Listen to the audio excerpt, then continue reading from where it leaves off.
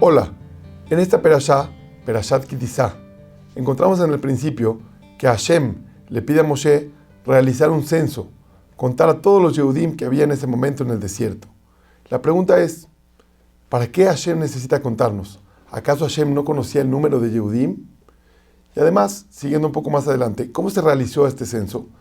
Moshe le pide a todo el pueblo de Israel que entregaran mahatzit a shekel, media moneda de shekel, en donde ni el rico ni el pobre podían ni aumentar ni disminuir. Todos tenían que dar la misma cantidad. Y a través de contar esas monedas, se sabía entonces cuántos Yehudim había en ese momento. Otra pregunta más surge muy interesante. ¿Por qué por medio de dinero? Dice Rashi, nos explican los comentaristas, que el contar así, directamente 1 o 2 a los seres humanos, no es el honor de un ser humano, y además hace recaer el Ain Hara, el mal de ojo. Por lo tanto, aprendemos que en un minyan, cuando estamos viendo si ya llegó el 10º, no podemos contar así directamente. 1, 2, 3, hay que contar las kipot, o hay que decir diferentes pesukim que tengan 10 palabras, y entonces de esa manera saber cuánta gente tenemos, pero no contar directamente. La técnica que utilizó Moshe Rabenu fue por medio del mahatzit shekel, de la media moneda. Otra pregunta muy interesante surge, ¿por qué con dinero? Podría ser también una piedrita que encontraran en sus casas, y a través de que cada quien traiga una piedrita a Moshe Rabenu, él se dará cuenta de forma exacta cuántos Yehudim había hasta ese momento. Para contestar estas dos preguntas, escuché del Rab Shaul Malech una contestación muy interesante. Dice lo siguiente: en primer lugar, la cuenta de cada Yehudí no era para Hashem. Hashem sabe perfectamente cuántos Yehudim somos. Sin embargo, Hashem nos quiere dar una lección muy importante. Nosotros somos especiales. Cada uno y uno hace la diferencia. No somos todo un pueblo en general, sino cada uno somos importantes para Hashem. Participar en este censo y saber que tú cuentas nos da mucha responsabilidad como Yehudim, y ese era el objetivo. Con esto contestamos la primera pregunta. Pero la segunda pregunta, ¿y por qué con dinero? Y dijimos, contarlos así no se puede, pero bueno, una piedrita, ¿por qué no? ¿Por qué específicamente dinero? Y sabemos que el dinero es algo que es muy difícil desprenderse de él, porque definitivamente atrás del dinero hay mucho trabajo, esfuerzo, dedicación para poderlo conseguir. Hay una regla muy interesante, que Bezrat Hashem podamos a partir de ella tener muchos conocimientos. La regla es, el que no da, no cuenta. Significa, el que no aprende en la vida, a que este mundo venimos a dar y a buscar el beneficio también de los demás. Buscar cómo beneficiar en cada situación, entonces no contamos como parte del pueblo de Israel. El pueblo de Israel fue hecho y está fundado específicamente para dar, para entregar hacia los demás, para ser la luz de los demás pueblos.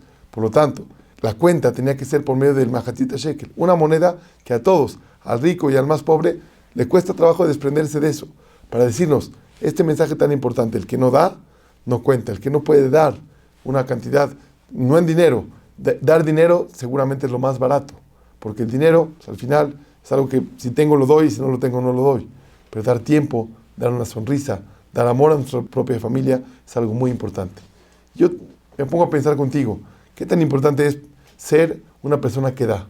Y en todos los lugares donde te encuentres, pensar qué yo puedo aportar al lugar donde me encuentro. Voy a poner un ejemplo muy sencillo. Una boda. Cuando vamos a una boda, llegamos, nos sentamos en un lugar. Si no nos toca un lugar privilegiado en la boda, pues ya nos sentimos un poco incómodos, porque como yo no me pude sentar en un lugar, en una mesa especial. Bueno, al final me toca una mesa, me sirven la comida y a lo mejor el pollo no estaba lo más rico, estaba un poco frío, me quejo también, la música estaba fuerte, no puedo platicar, no me siento cómodo. Después de 15 minutos me retiro de la boda. Yo les pregunto, ¿para qué vamos a una boda?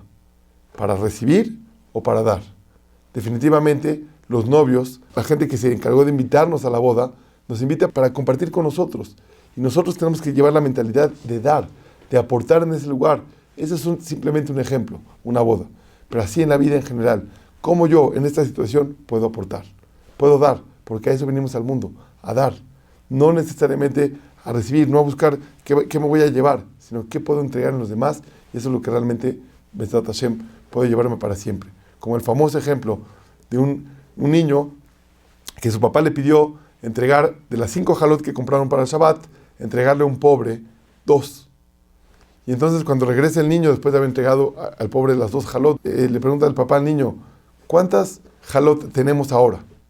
Le dice el niño, bueno, teníamos 5, entregué 2 al pobre, nos quedan 3. Le dice el papá, estás muy equivocado. ¿Cómo? Porque matemáticas simples. Le dijo, no, las 3 que nos quedan nos las vamos a comer. Las 3 que tenemos, esas nos las vamos a comer en Shabbat. Pero las 2 que dimos, esas son las que realmente tenemos para siempre. El dar es lo más importante que podemos encontrar en este mundo. Más adelante en la Perashá, encontramos el famoso suceso del pecado del becerro de oro. Esto es algo que definitivamente necesita mucho estudio. Necesitamos dedicar mucho tiempo a conocerlo de forma profunda. No emitir juicios antes de no conocer exactamente lo que pasó, porque realmente fue algo muy profundo y no nada más como se escucha.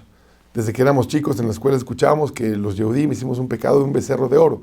Y entonces nos imaginamos a un becerro así hecho en oro y a todos aposternándose a él. Pero la realidad es que es algo demasiado profundo. No es algo literal como se escucha. Porque los Yehudim de esa época y de ese momento estaban viendo los milagros de Akadosh Baruj Hu. Vieron las 10 plagas, vieron la partida del mar, veían caer el man hacia ellos. Imposible pensar que dejaron todos esos milagros tan grandes para simplemente adorar a un becerro de oro.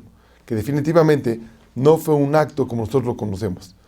Por ejemplo, por decir algunas explicaciones sencillas, pero habría que profundizar muchísimo más, el toro es uno de los signos zodiacales, Tauro, más fuertes que hay.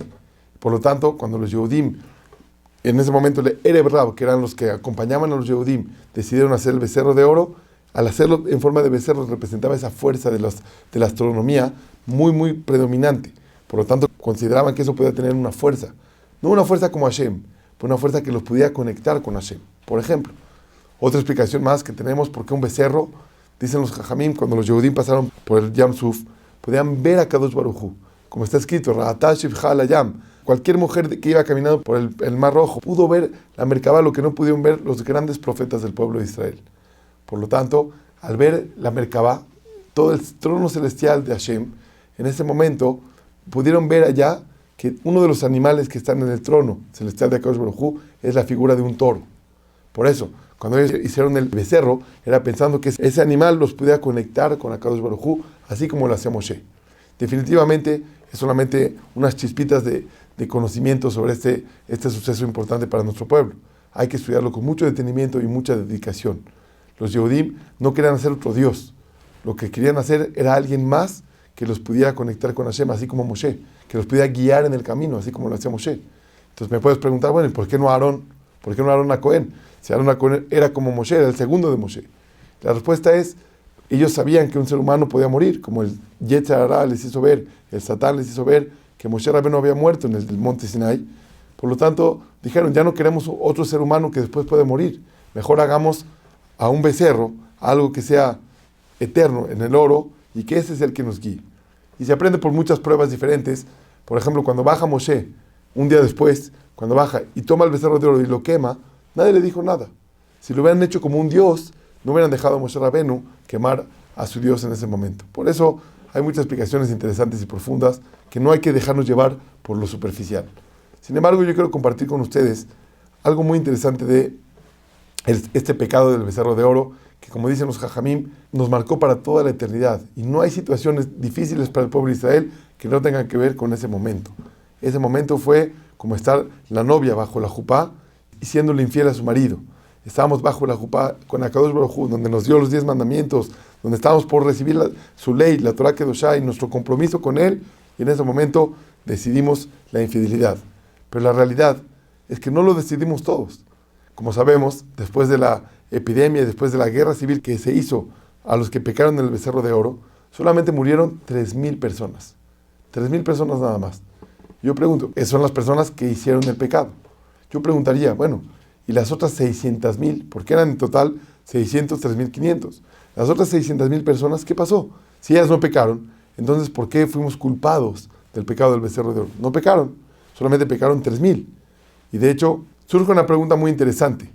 Si solamente fueron castigados 3,000 personas en el pecado del becerro de oro, quiere decir que solamente 3,000 hicieron el pecado de forma activa. Y entonces, ¿por qué Hashem considera que todo el pueblo de Israel hizo el pecado? ¿Cuál es el motivo? Nos dicen los Jajamim que el hecho de que haya 600,000 personas ahí presentes y no pudieron decir no a una acción negativa que estaban cometiendo los otros 3,000, los hace cómplices. Cuando tú escuchas o ves que alguien está haciendo algo malo y no reprochas y no dices algo, te quedas simplemente callado, llevas un cierto grado de complicidad. Si los Yehudim estaban convencidos que Akadosh Baruj Hu era el único que había hecho todos los milagros tan grandes y que Moshe era el único que nos podía conectar con él, entonces tenían la obligación, los demás 600,000, de sacar adelante su fuerza y decir no. 600,000 contra 3,000, seguramente podían limitarlo, seguramente podían hacer que no hagan ese pecado, por supuesto. Pero dentro de ellos había un poquito de duda, y ese poquito de duda también para Akadosh Baruj Hu fue considerado como un pecado. Para Hashem fue algo grave quedarse callados.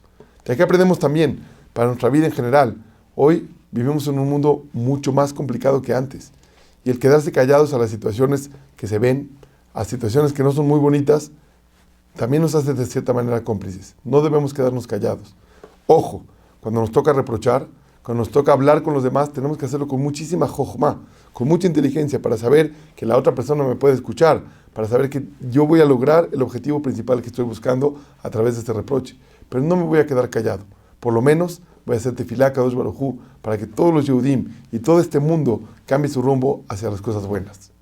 Aprendemos también en esta perashá algo interesante. Dice la Torá: Poked abon abot al banim al shilishim ve al rebeim. Hashem guarda las malas acciones de las personas hacia sus generaciones para abajo, durante 4 generaciones.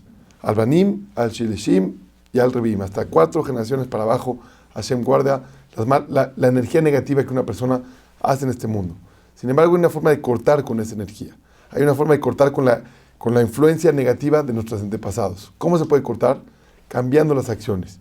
Si yo ya no voy por el mismo camino que fueron mis antepasados, que fue un error, tuvieron diferentes errores, algún pecado, yo cambio la dirección, en ese momento corto también la relación negativa que hay entre los antepasados y nosotros. Sin embargo, con respecto a las cosas positivas, no existe esto. Por ejemplo, si yo decido hacer algo nuevo y bueno, que no me enseñaron mis antepasados, que no me enseñaron mis padres o mis abuelos, definitivamente esa cualidad también afecta positivamente a todos los que vienen atrás de mí. Es algo muy interesante. Por lo tanto, para el pecado del becerro de oro, nosotros queremos cortar con la influencia que recibimos a partir de ese momento hasta hoy. ¿Y cómo se puede hacer? Bueno, vamos a conocer un poco cómo fue la respuesta de Moshe Rabbeinu ante Hashem, cuando Hashem quería exterminar a su pueblo. Y Moshe, abogando y abogando por nosotros, le dijo: no lo hagas. ¿Cuál fue una de las palabras claves que utilizó Moshe Rabbeinu para abogar por nosotros? Y escuchen bien, la palabra fue: somos Am Kesheoref. Es un pueblo de dura cerviz, el cuello muy duro, muy fuerte. Cuenta Rabbi Galinsky en forma de chiste que él estaba, pero fue más real, estaba con un dolor muy grande de espalda y se acercó en Eretz Israel a una clínica donde el que lo atendió era una persona rumana, de Rumania, que sabía hacer muy bien masajes y fisioterapia muy profunda. Y le preguntó: no entiendo por qué tú viniste a vivir a Eretz Israel. Es una tierra chica, hay diferentes complicaciones, ¿por qué vivir acá? A lo que le contestó el señor rumano, le dijo: mira, alguna vez estaba yo leyendo la Biblia y ahí dice que el pueblo de Israel es un pueblo que Sheoref, con el cuello duro. Dijo: si es así, voy a tener mucho trabajo allá, y me fui a vivir a Eretz Israel. Entonces, esa fue la palabra que utilizó Moshe Rabbeinu para pedir tefilá por nosotros, para abogar por nosotros. Pero también, esa fue la palabra que Akadosh Baruj Hu, con la que Akadosh Baruj Hu nos culpó, con la que Akadosh Baruj Hu dice: es un pueblo demasiado necio, ya lo voy a exterminar. Entonces, ¿cómo se entiende? La misma culpa fue la misma palabra con la que se abogó. Está un poco raro. Por ejemplo, si llega tu hijo con una cartita de la escuela y dice la maestra: este niño es demasiado travieso. Y entonces tú le mandas una carta a la maestra y dices: maestra, le pido por favor que lo ayude, es un niño muy travieso. Pues obvio, es lo que te acabo de mandar. Hay algo muy interesante acá.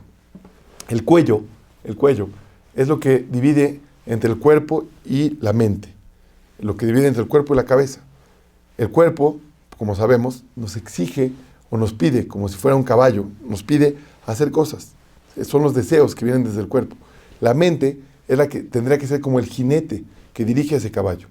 Y entonces, el cuello hace la conexión entre la mente y el cuerpo, la conexión entre los deseos y los pensamientos. Muchas veces no pensamos lo que hacemos. y muchas veces no hacemos lo que pensamos, que realmente es lo mismo. Pero es una desconexión que hay entre la mente y el cuerpo. Esa desconexión a veces es positiva. Normalmente lo mejor sería trabajar entre la mente y el cuerpo de la misma manera, todo en conjunto. Y esa es una persona íntegra y completa. Hace lo que piensa, piensa lo que hace, lo tiene todo muy claro. Sin embargo, a veces sí hay que cortar esa relación que hay entre el cuerpo y la mente. Sí la tenemos que cortar. ¿Cuándo? Cuando el cuerpo tiene deseos desenfrenados. Y entonces dice Akadosh Baruj Hu, debemos de escuchar la mente, no debemos de escuchar al cuerpo. La mente es lo que nos debe de conducir. El jinete es el que tiene que tomar las riendas del caballo. No el caballo dice hacia dónde ir, sino el que lo va montando. ¿Por qué? Porque él decide, tiene una decisión mucho más elevada, tiene una mente mucho más clara y mucho más elevada para poder decidir hacia dónde ir. Así los Yehudim, somos un Am Kesheoref, somos un pueblo necio, un pueblo duro de cerviz, un pueblo duro de cuello, en donde puede ser una gran virtud o puede ser un gran defecto que tengamos. Un gran defecto cuando solamente el cuerpo es el que manda y no dejamos que las señales pasen aquí a la cabeza y así actuamos.